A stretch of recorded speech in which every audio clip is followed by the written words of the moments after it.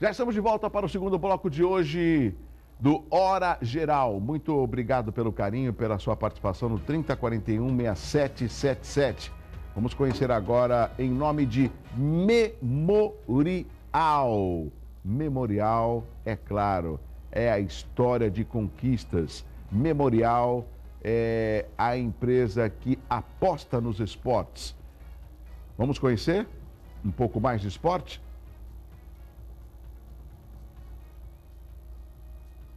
Clássico das Praias terminou no empate de 2-2 em confronto que abriu o retorno da primeira fase do Campeonato Paulista da Segunda Divisão. Em manhã chuvosa, Jabaquara e Portuguesa Santista se enfrentaram no estádio Espanha em um jogo movimentado com uma bola na trave de cada lado. Chances criadas e gols. Thales fez o primeiro gol do Leão da Caneleira, chegando ao empate do atacante Fernando da Briosa. Ontem ficou tudo no empate de 2-2. Nosso convidado de hoje já está aqui no estúdio, é um grande amigo, né? A gente fala assim, velho amigo, não é pela idade, é pelo tempo e pelo respeito. Isso é uma prática do brasileiro. Zé Manuel, tudo bem com você? Prazer, Douglas. Muito obrigado por estar com você aqui. Prazer é recebê-lo aqui. Pelo honroso convite. Zé Manuel, eu fiz questão de trazê-lo aqui porque o tema que você está levantando, depois do lançamento do seu livro, que inclusive foi feito aqui no Hora Geral, você está com uma frente. E esta frente é uma frente que acaba, não é só incentivando, é provocando o governo federal que seja criada uma malha ferroviária para tentar melhorar a movimentação de cargas no nosso Brasil. Agora, se a gente rapidamente se comparar com outros países desenvolvidos, a ferrovia seria um dos principais, por que não dizer o principal modal de transporte, de cargas e de pessoas. Procede? Sem dúvida, procede. Mas é preciso dar um choque de qualidade em tudo isso. Nós estamos na Idade da Pedra. Pensando em termos de transportes e de logística, nós estamos aqui no maior porto da América Latina, Exato. Porto que nos orgulha, como eu estou orgulhoso de vir aqui a Santa Cecília, que é a minha casa, onde eu fiz inclusive direito aqui nessa escola. Ótimo. E no seu programa que eu tive aqui no lançamento do primeiro livro, nós estamos no quarto livro falando a mesma coisa, praticamente a mesma coisa. Chega de viver dessa forma. Eu vim do Guarujá para cá, eu fiz questão de pegar a balsa. Podia passar na prioridade, que eu já fiz 60 anos de idade, mas eu fiz questão de pegar para sentir a raiva que dá, para sentir o pavor que é isso. É impressionante, as pessoas acham normal isso. Eu conversei na balsa com muita gente, pessoas, não, mas é normal, tem 2 ou 3 balsas de vez em quando funcionando, tem algumas reformando. Não é normal. Não é normal não termos trilhos, não é normal não termos planejamento, não é normal não integrarmos de forma temporal e espacial os transportes de forma geral. É um exemplo, por exemplo, aqui em Santos, quer ver um exemplo concreto? Vamos lá. Nós temos aqui que acabou de ser inaugurado, que já está funcionando, um pedacinho pelo menos. Parcialmente. Parcialmente. É o VLT. Do VLT, que é um veículo interessante, porque é no nível do chão, mas ele tem que ser integrado, ele tem que ser prolongado. São, por enquanto, 7, 8 quilômetros no máximo. Que é pouco. Pouquíssimo. Pouquíssimo. Então a população tem que saber. Temos que construir no Brasil polos que sejam concentradores de carga e polos distribuidores de carga. Temos que identificar esses polos no Brasil. É possível fazer? É possível. A Baixada tem que estar muito contemplada nisso. 40 quilômetros de ferrovias dentro do Porto de Santos. O santista precisa saber. Existem cerca de 40 quilômetros de ferrovias no Porto. É possível? Agora, Manuel, você Trem falou, parado em cima ali? você falou uma coisa que eu acho interessante e eu não sei se você tem a resposta. Por que será que as pessoas na nossa região metropolitana, elas veem a inoperância de uma forma passiva? Eu acho, Douglas, você é um homem atuante na televisão, foi no rádio durante um bom tempo, nem sei se continua no rádio. Não continua por falta de espaço, de tempo, porque o rádio deu uma... É vereador da cidade, sim. Você é digamos, o articulador dessas causas sociais importantes. Então, veja, mas para isso você sai do seu conforto. Você sai da sua zona de conforto e vem para o embate. O que o brasileiro e o que o cidadão tem que saber e tem que perceber é que tem que parar de ficar nessa zona aparentemente confortável, que nada de conforto ela oferece. Nada ela propicia de conforto. Nós temos que fazer coisas importantes. Melhoraram um pouco o acesso ferroviário para o Porto de Santos, depois da grita. Melhoraram, já vinham se tentando fazer duplicações de Campinas para cá, mas são duas companhias. Eu discuto, inclusive, essas concessões oferecem às empresas a possibilidade do transporte, mas também exigem poucas ALL, né? A ALL, que hoje é associada a uma empresa chamada Rumo, que é um braço logístico de uma empresa chamada Cosan, que exporta açúcar aqui no porto.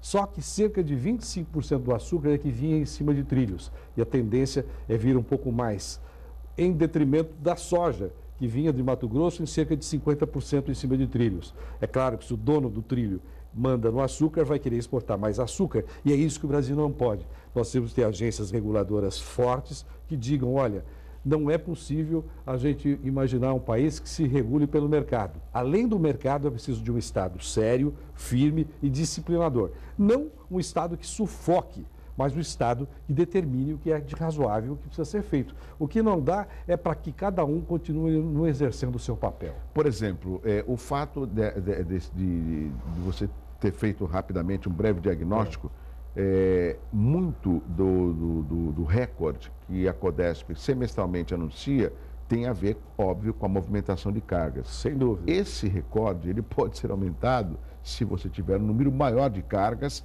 que pode ser implementado, óbvio, pela ferrovia e com o aumento do calado, ou seja, o aprofundamento do canal. A gente está falando de um crescimento de um porto que está instalado na região metropolitana. E, a par disso, o meu telespectador vai entender, eu não concebo você ficar 50 minutos da capital até a região e ficar mais de 1 hora na fila da balsa. Sim. E essa ligação seca que não sai. Isso é anacrônico, mas o país tem que reagir. Você dizia do Porto de Santos, é importante. Neste momento, o Brasil discute o acesso da soja de Mato Grosso, que costuma vir para cá em grande parte, para o norte do país.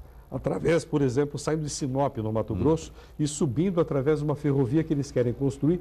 A Bung, a Cargill, mais meia dúzia de empresas se reuniram, são empresas de grande porte, querem fazer o chamado ferrogrão, para levar lá de Miritituba, até Miritituba, no Pará, saindo de Sinop.